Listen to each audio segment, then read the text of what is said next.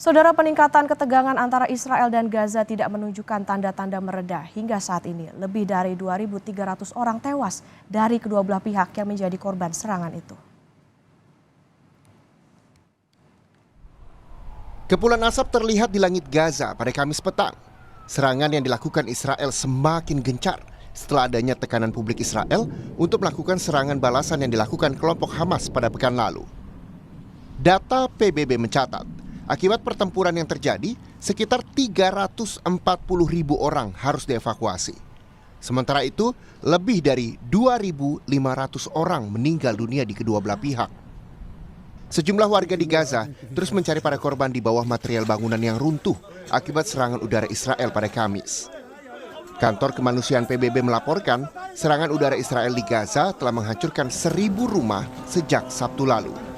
Dan 560 rumah lainnya tak layak huni. Serta lebih dari 12.600 rumah mengalami kerusakan akibat serangan dari Israel.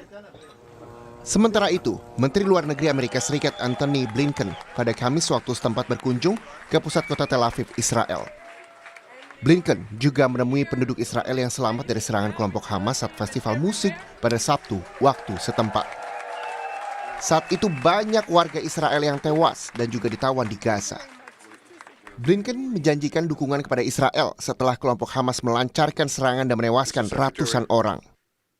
Blinken juga bertemu dengan Perdana Menteri Israel, Benjamin Netanyahu, di pusat pemerintahan Tel Aviv. Dalam pertemuan itu mereka sepakat pelaku penyerangan kepada Israel harus diberikan sanksi. This was crushed, so too will Hamas be crushed. And Hamas should be treated exactly the way ISIS was treated. They should be spit out from the community of nations. No leader should meet them. No country should harbor them. And those that do should be sanctioned. Lebih dari 2.300 orang tewas dari kedua belah pihak, tetapi peningkatan ketegangan dan kekerasan antara kedua pihak saat ini tidak menunjukkan tanda-tanda mereda. Tim Liputan, Kompas TV.